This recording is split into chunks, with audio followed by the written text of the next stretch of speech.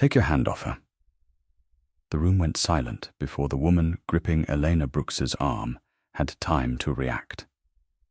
Elena pulled herself free, her plus-size body rigid with humiliation, as Victoria Hale gave a brittle laugh and reminded everyone that women who owned neighborhood pet shops did not belong beside men like Adrian Moretti. Elena didn't look at Adrian for rescue. "I can handle my own battles." That should have ended it. Instead, Adrian, the man whose name could silence executives, politicians, and men far more dangerous than Victoria, stepped beside Elena and calmly destroyed the insult with 6 words. "She was never chasing me. I was chasing her."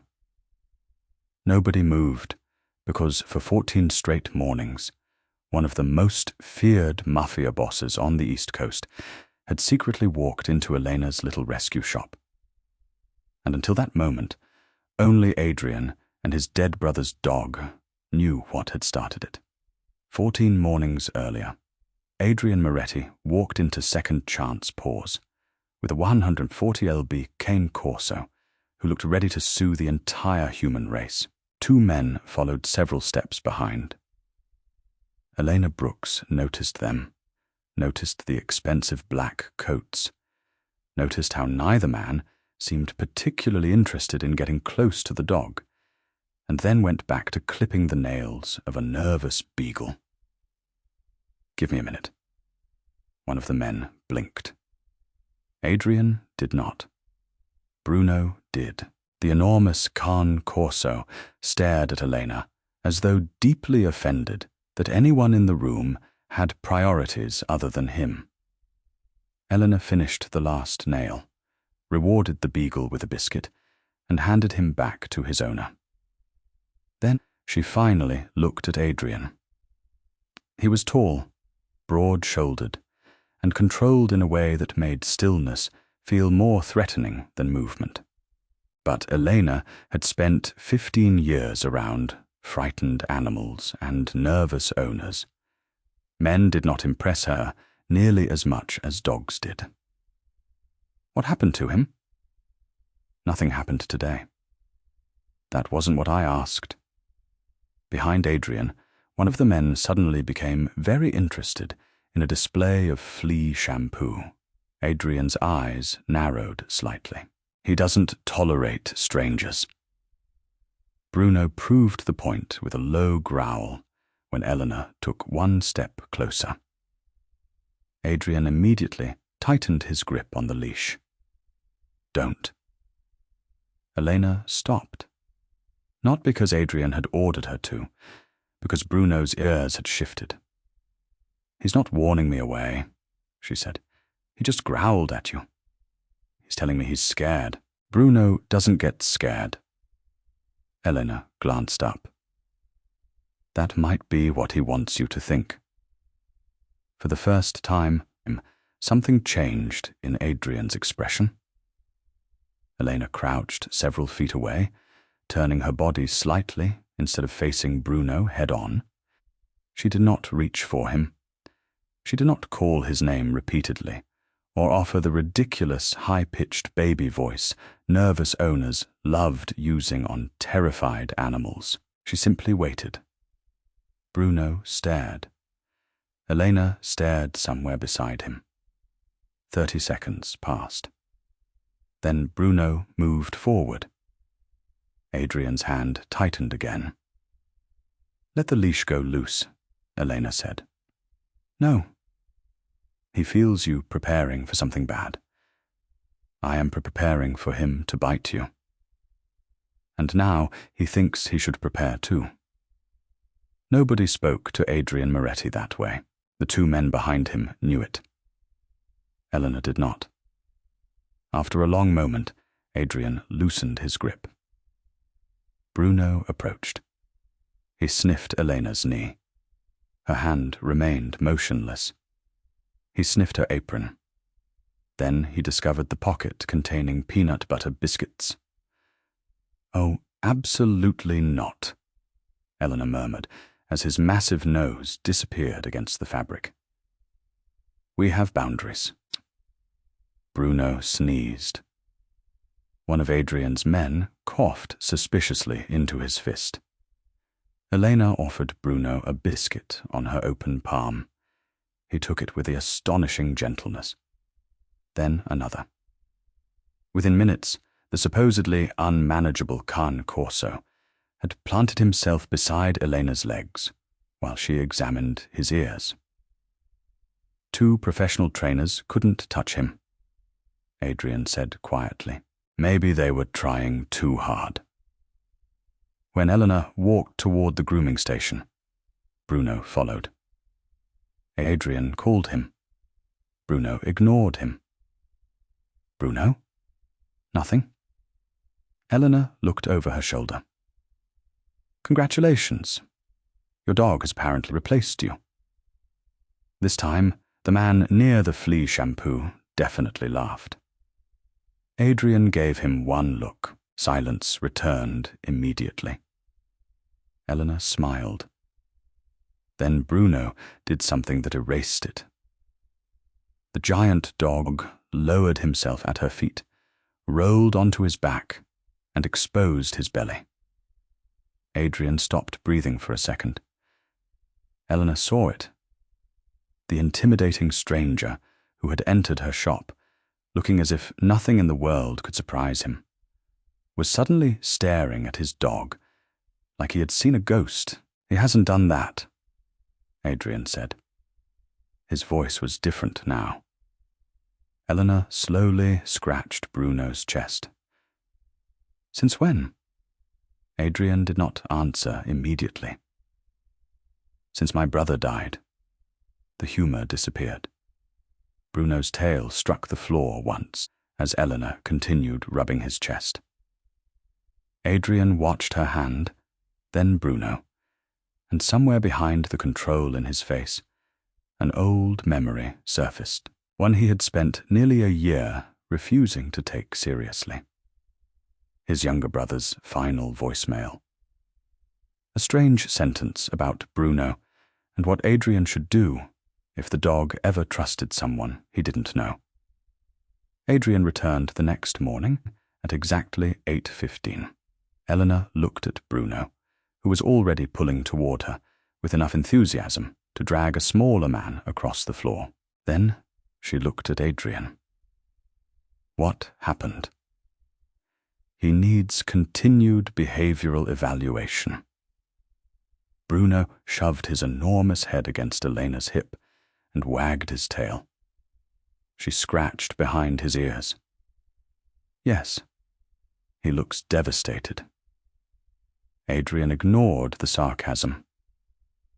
The second morning became a third, then a fourth. By the fifth, Elena had learned 3 things. Bruno would do almost anything for cheap peanut butter biscuits. He hated the expensive treats Adrian brought him. And Adrian Moretti was either the most cautious dog owner alive or a man inventing increasingly questionable reasons to visit her shop.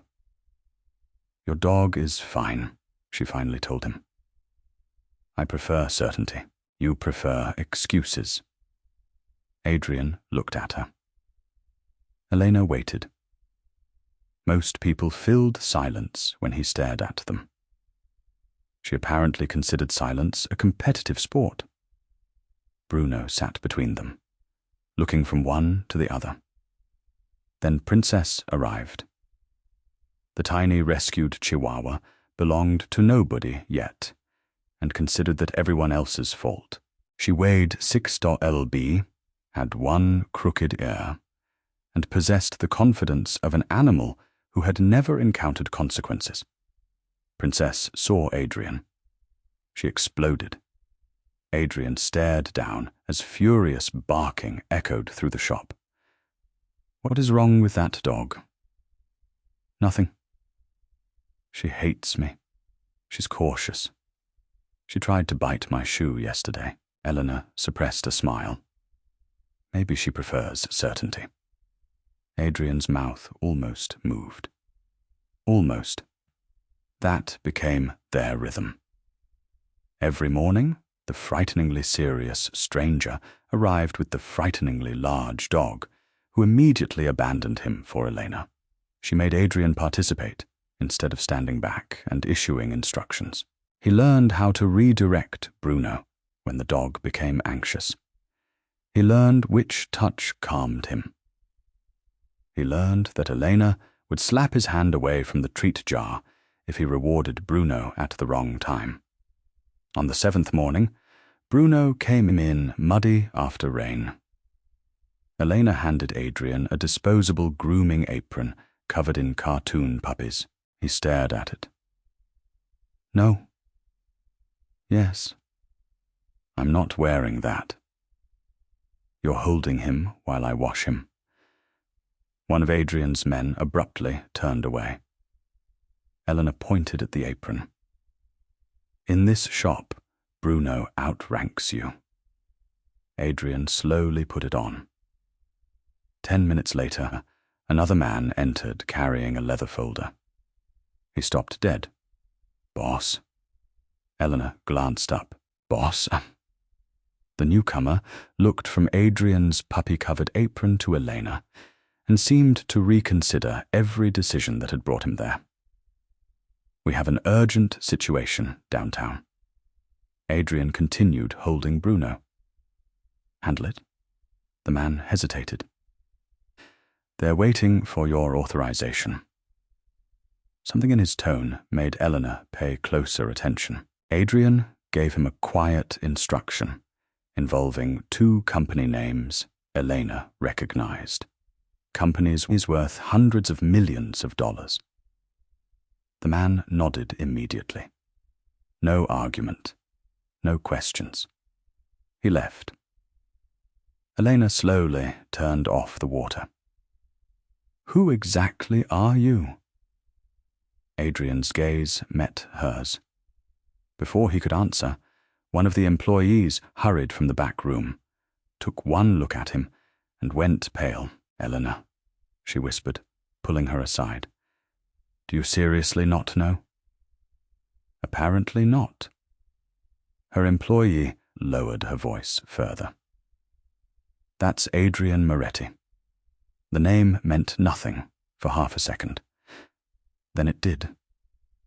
Elena remembered newspaper photographs, business acquisitions, charity galas attended by senators and judges, rumors spoken more quietly than facts. Moretti, a family name associated with legitimate corporations worth fortunes, and with an organization people rarely described in print.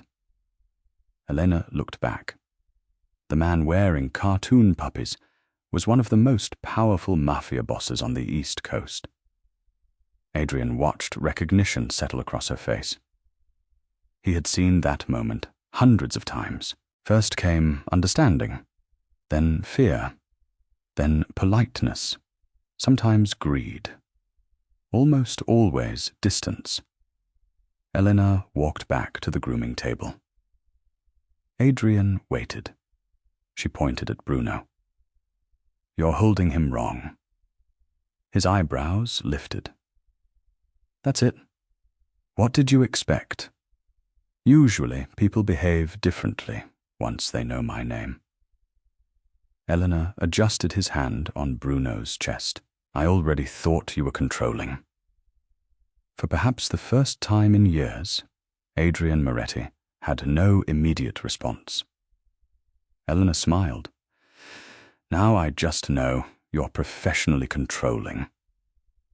A sound escaped him before he could stop it. Not quite a laugh, but close enough that both men standing near the entrance looked at him in disbelief. Elena noticed. So did Adrian. And that should have been the moment he stopped coming. Bruno no longer needed her help. Elena knew who Adrian was. His excuse had run out. Yet the following morning, at exactly 8:15, Adrian opened the shop door again. This time, Bruno was not the first thing he looked at. Elena was. By the 10th morning, Eleanor had stopped pretending Adrian's visits were about Bruno. She simply had not figured out what they were about instead. Adrian usually arrived before the rush, stood somewhere out of the way, and watched. Not her body. Not in the familiar way that made Elena instantly aware when a man was either judging her size or trying too hard to prove he wasn't. He watched what she did. That was stranger.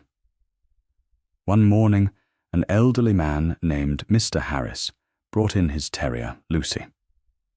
The dog had stopped eating, and Elena knew within minutes that the problem was beyond anything her shop could handle. She needs a veterinarian today. Mr. Harris looked down. Can it wait until Friday? Eleanor understood immediately. Friday meant his pension check. No. His face fell. But Dr. Patel owes me a favor, Eleanor added. I'll call ahead, Mr. Harris protested. Elena refused to listen. 20 minutes later, after he left, Adrian approached the counter. How much? She kept entering an order into the computer. How much what? The veterinarian. None of your business. You're paying. Elena finally looked at him. Mr. Harris has bought dog food here for 9 years. His wife died 3 years ago. Lucy is what gets him out of bed every morning. That wasn't my question. It was my answer. Adrian studied her for a moment. Then he said nothing. That afternoon, Elena discovered someone had transferred $25,000 into the rescue program's donation account. She stared at the number, then at Adrian. He was sitting on the floor while Bruno chewed a $6 rope toy beside him. No. Adrian looked up. No what? You know exactly what. I made a donation. You attempted a hostile takeover of my donation jar. His expression remained perfectly serious. Animals need medical care. Yes, and $25,000 comes with $25,000 worth of invisible obligation. Not from me. Eleanor folded her arms. You're a man who schedules his dog's relaxation. Forgive me if I have doubts about your relationship with control. Bruno stopped chewing and looked at Adrian. Eleanor pointed at him. Even he knows. Adrian glanced at the dog. Traitor? She returned $20,000. The remaining $5,000 stayed only after Adrian agreed. It was an ordinary donation, with no conditions, no naming rights, no ownership, and absolutely no attempt to purchase the building. The fact that she had specifically included the last condition made him suspicious. You thought I might buy the building? I met you 10 days ago, and you've already tried to solve one problem with $25,000. It would solve several. That's not the point. What is the point? Elena's expression softened, but her voice did not. If you want to help, help. Don't turn generosity into control. Adrian went still. Men had challenged his decisions before, usually because they wanted more money, more influence, more territory, more access. Elena was challenging him because she wanted less. Later that week, he saw another side of her. A well-dressed customer began berating Noah, Eleanor's 17-year-old weekend employee, after the teenager accidentally scheduled a grooming appointment for the wrong day. The man demanded compensation, insulted Noah's intelligence, then asked Elena why she hired kids who couldn't do basic work. Noah's face burned. Eleanor stepped between them. He made a scheduling mistake. I'll fix it. I want him fired. That isn't happening. The customer laughed. You're going to lose a paying customer over some incompetent teenager? No. Eleanor's voice remained calm. You're going to choose another pet shop because you think buying dog shampoo gives you permission to humiliate my employee. Adrian watched from across the room. The customer finally noticed him. Recognition flashed across the man's face. His entire posture changed. Mr. Moretti. Adrian said nothing. He did not need to. The customer left 3 minutes later. Noah exhaled shakily. Eleanor handed him the scheduling tablet. Fix the appointment. The teenager stared at her. You're not mad. You made a mistake. Learn from it. Tomorrow you get another chance. Adrian understood then why Bruno relaxed around her. Eleanor did not confuse gentleness with weakness. She protected without possessing. She corrected without humiliating. And she gave trust in measured amounts, expecting people to become worthy of it. That night, Adrian sat alone with Bruno, sleeping near his feet. He opened a voicemail he had not played in months. His younger brother's voice filled the silence. If Bruno ever trusts somebody I don't know, pay attention. That dog understands people better than you do. Adrian had once dismissed it as another joke from a brother who enjoyed reminding him that he trusted spreadsheets, contracts, and dogs more easily than human beings. Now he played it again. Then a third time. Bruno lifted his head. Adrian looked at him. So that's what you've been doing. Bruno yawned. Adrian almost smiled. For 10 mornings he had told himself he was studying Elena because his brother had left him one final strange instruction. Now he finally understood why he had started returning. What Adrian did not yet understand was why the thought of stopping had become so unpleasant. By the 12th morning, Adrian had stopped bringing excuses. He brought coffee. Eleanor accepted hers, examined the cup, then looked suspiciously at him. You remembered my order? Apparently. That sounds painful for you. Extremely. Princess began barking from behind the counter. Adrian looked down at the chihuahua. Your animals have no respect for authority. Eleanor took a sip. They're excellent judges of character. Bruno's tail thumped against the floor. A2, Adrian muttered. Eleanor laughed, and Adrian caught himself watching her longer than he should have. The problem was no longer that he didn't understand why Bruno trusted her. He was beginning to understand perfectly. That afternoon, a rescue volunteer rushed in carrying a frightened pit bull mix named Daisy. She had been found behind an abandoned warehouse with fishing line tangled tightly around one hind leg. The moment Elena saw the injury, everything playful disappeared from her face. Back room now. Adrian followed. Daisy panicked when anyone approached. Eleanor lowered herself to the floor and waited, speaking softly, until the trembling dog allowed her closer. Adrian watched the same patience Elena had once given Bruno. No force, no demand for trust. Just time. When Daisy finally moved toward her, Eleanor carefully reached for the tangled line. Pain made the dog react. Daisy snapped. Her teeth caught Eleanor's forearm. Adrian moved before anyone else did. Enough. The single word changed the room. One of his men stepped forward immediately. Eleanor raised her uninjured hand. Everybody, stay where you are. You're bleeding.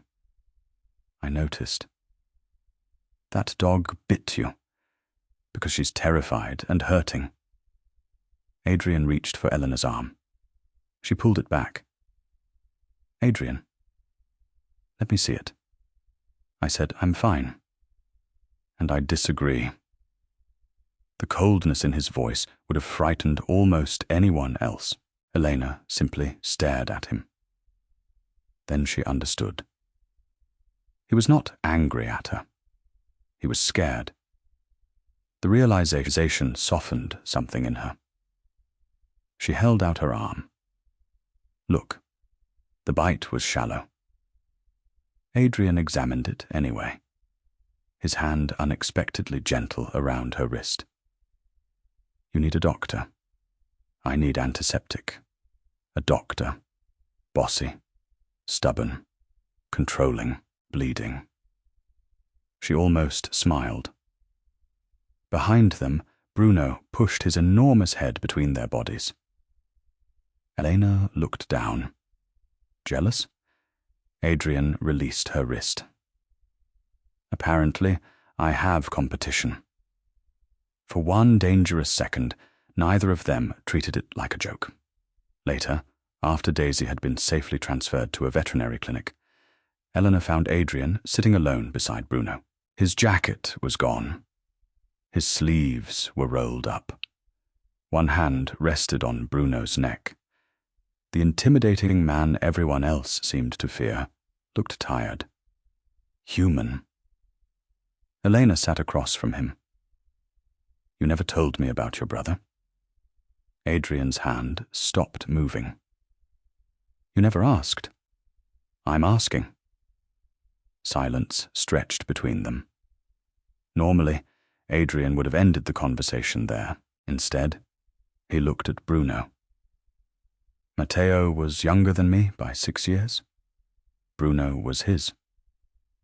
Eleanor waited. He thought I took everything too seriously. Was he right? Yes. The answer came so quickly, she smiled. Adrian continued. Matteo could walk into a room full of people I didn't trust and leave with 3 friends. And you? I'd leave with 3 background checks. Elena laughed softly. Adrian did, too. Then his expression changed. When he died, Bruno stopped eating. Wouldn't let anyone near him. Some days he barely tolerated me. Eleanor looked at the dog asleep against Adrian's leg. So, when he rolled over for me, I hadn't seen him do that since Matteo. Now Elena understood the expression she had seen on Adrian's face that first morning. It had not been surprise. It had been grief, recognizing something familiar. Is that why you kept coming back? Adrian hesitated. At first, Elena's eyes narrowed playfully. At first, he reached into his pocket and took out his phone. There was something Matteo told me before he died. Adrian played the voicemail. His brother's voice was lighter than Elena expected. If Bruno ever trusts somebody I don't know, pay attention. That dog understands people better than you do. The recording ended. For once, Elena had no joke ready. So, you've been investigating me. I prefer observing. That is the rich man version of investigating. Possibly. Elena folded her arms. And? And what? What did the dog detective discover? Adrian looked directly at her. That you return money when keeping it would be easier. You defend people when there's nothing to gain from it. You refuse help when you think it comes with strings. Eleanor's smile faded. And you treat me exactly the same way you did before you knew my name. Something warm and frightening moved through her chest. She reached for humor because humor was safer. So, I've been dating your dog for 2 weeks. Adrian's gaze dropped briefly to Bruno. Apparently, he's been screening you for me. Silence. Elena stopped breathing. Adrian seemed to realize exactly what he had said. Princess barked from the doorway. Elena closed her eyes. Perfect timing. For once, Adrian said quietly. I disagree. Their eyes met again. This time, as there was nothing accidental about what passed between them. Bruno might have been the reason Adrian walked through her door, but somewhere between peanut butter biscuits, cartoon grooming aprons, returned money, and a woman who refused to fear him, Adrian's reason for returning had changed, and Elena was beginning to realize it. That frightened her far more than his name ever had. Because years ago, another man had taught her exactly how dangerous it was to be adored in private by someone who might be ashamed to choose her in public. Vivian Hale arrived at Second Chance Paws the following morning, wearing the expression of a woman who had never expected to enter a pet shop and was already disappointed by the experience. Eleanor recognized her immediately. Not personally. Socially.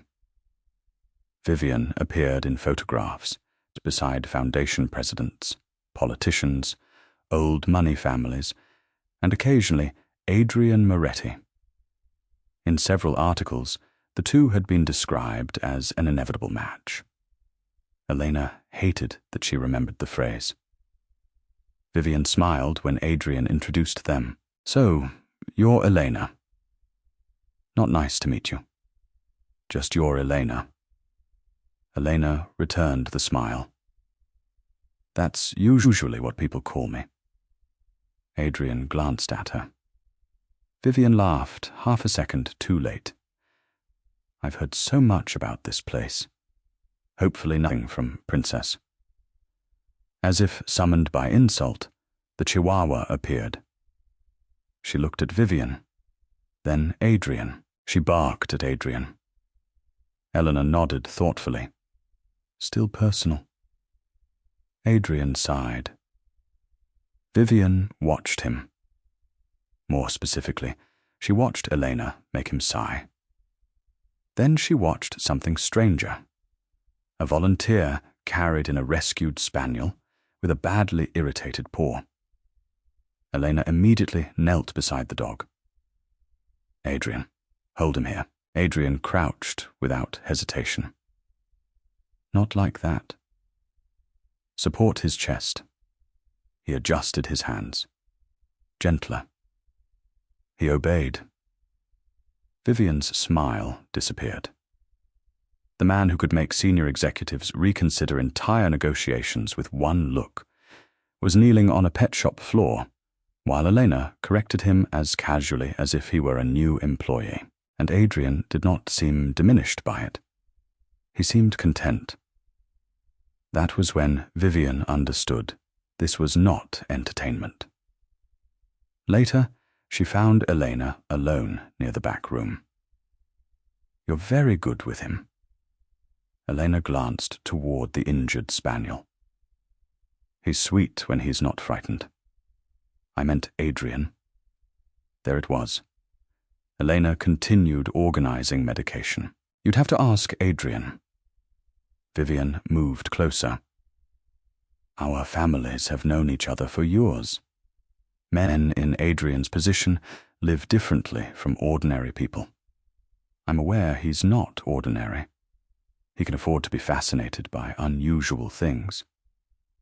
Elena's hand stopped. Vivian's voice remained pleasant. That doesn't mean he builds his life around them. Elena turned. If you're trying to say something, say it. Vivian looked her over slowly enough that Elena understood before another word was spoken. Adrian carries a name that comes with expectations. Eventually, men like him choose women who can walk into any room beside them and belong there. The old wound opened with surgical precision. Years earlier, Eleanor had supported a man while he built his career from nothing. She had paid bills when he couldn't, listened when he doubted himself, celebrated every promotion as though it were her own. Then success had introduced him to people he considered more suitable. His final explanation had been almost gentle. "You're the woman a man comes home to when life is difficult. You're just not the woman he dreams of walking into a room with." Eleanor had spent years refusing to let those words define her.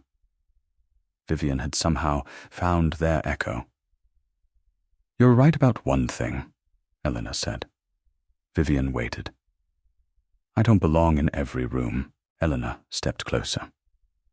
"But neither do you." Vivian's smile tightened. "Unfortunately, I don't organize my life around invitations." She walked away before Vivian could answer. But dignity did not make the words harmless. That afternoon, Adrian noticed the difference. Eleanor was polite. That was the problem. She did not tease him when he brought Bruno another absurdly expensive bag of treats. She did not comment when Princess attacked his shoelace. When he brought her coffee, she thanked him instead of accusing him of trying to influence management. Adrian preferred open hostility. "What happened?" "Nothing." "You're lying." Eleanor looked at him. "Careful. Your dog might hear you accusing me of dishonesty. Normally, he would have enjoyed that." This time, he heard the distance beneath it. "Did Viv say something to you?" "No. Too fast." Adrian's jaw tightened. Eleanor picked up a clipboard. "I have work." He could have asked Vivian. One phone call would have given him an answer. He could have instructed someone else to find out. That was how Adrian solved problems. Information, leverage, control. Instead, he did something far more difficult. He left Elena alone. The next morning, however, he returned without Bruno. Elena stared through the glass door before letting him in. "Where's your patient?" "At home." "Then why are you here?" Adrian placed her coffee on the counter. "No dog, no behavioral evaluation, no excuse, because I wanted to see you." Eleanor's defenses rose immediately. Adrian saw it happen. "What?" "Nothing." "There's that lie again." She looked away. He lowered his voice. "Elena." She hated how gently he said her name. "Men like you can enjoy places like this," she said finally. "You can enjoy people like me. Then, eventually, you go back to the world where everything fits." Adrian became very still. "People like you?" Elena regretted the words immediately. But Adrian was already beginning to understand. Not everything. Enough. He stepped closer. "I spent years surrounded by people who fit perfectly into my world." Elena forced herself to meet his eyes. "And I kept coming here." Her heart betrayed her with one hard beat. Before she could answer, Bruno suddenly appeared at the doorway, dragging one of Adrian's men behind him. The man looked exhausted. "Boss," he got out of the car. Bruno charged straight toward Elena. Adrian closed his eyes. Elena tried not to laugh. She failed. Bruno wedged himself between them and leaned his entire weight against her. Adrian looked at the dog. "You couldn't give me 5 minutes?" Bruno stared back without remorse. For the first time since Vivian's visit, Eleanor laughed freely. Adrian watched her. Then he smiled, and Eleanor's fear became worse. Because Bruno might still be providing the comedy. But Adrian Moretti no longer needed the dog as a reason to walk through her door. He had finally admitted he was coming for her. What Elena still didn't know was whether Adrian would say the same thing when his entire world was standing there to hear it.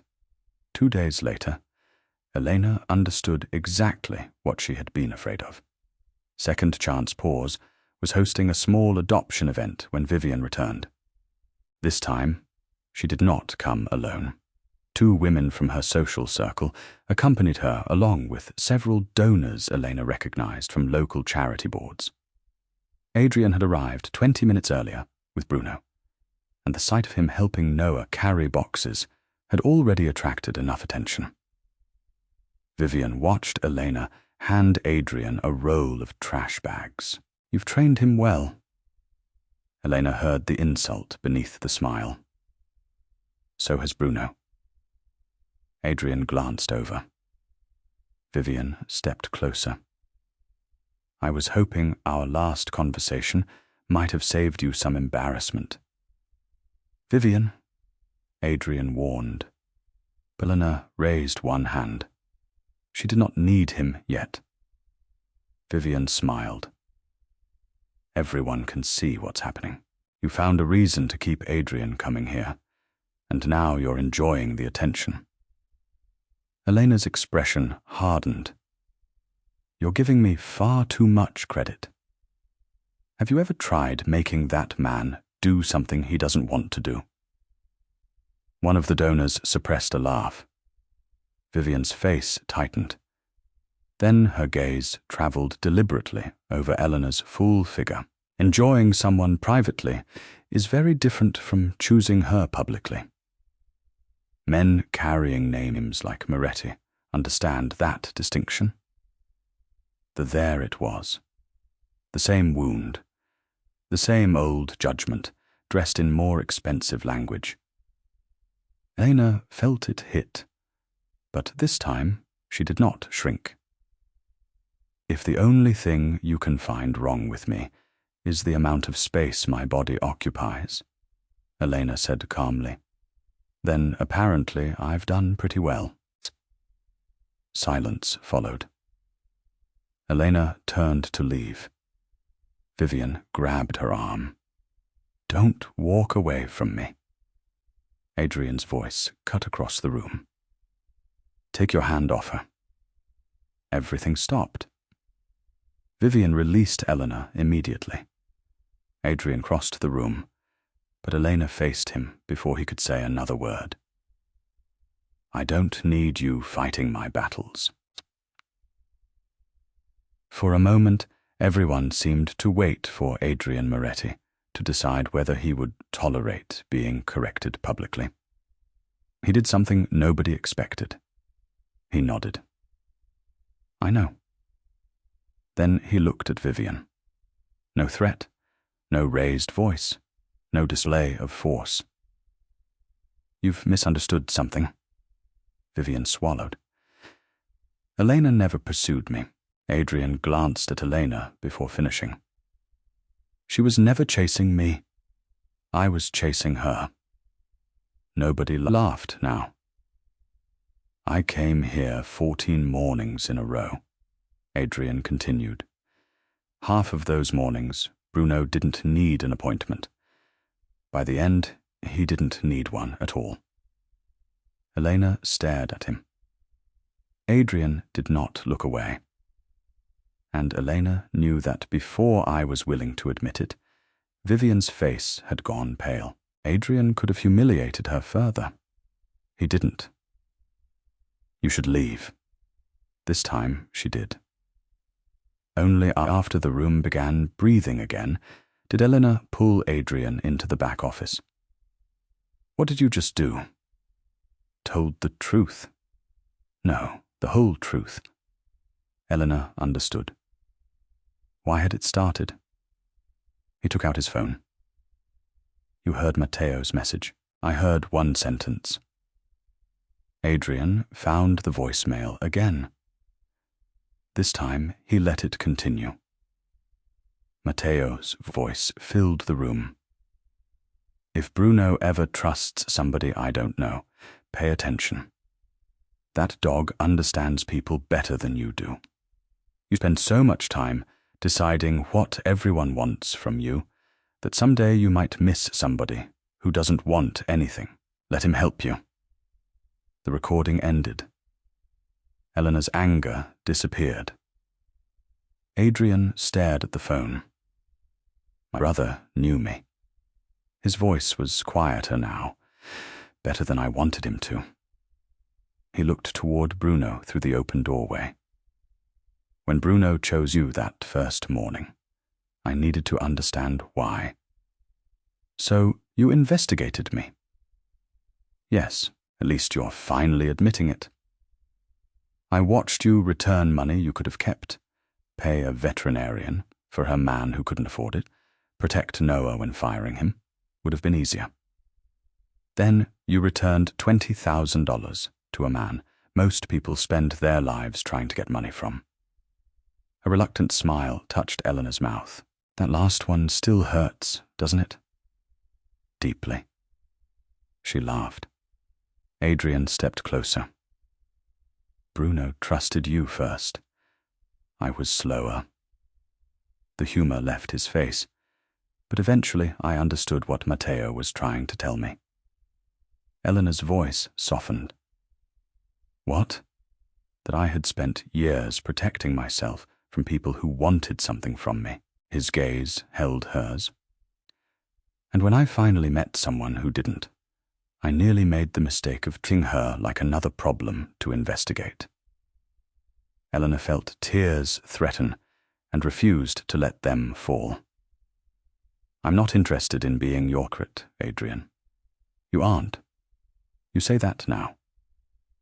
I said it in front of everyone. That isn't what I mean. She stepped closer. If you want this, you date me like a normal man. No buying my building. No guard sitting inside my shop intimidating customers. No $25,000 apologies. And no solving every problem I mention before I finish the sentence. Adrian considered this. How normal.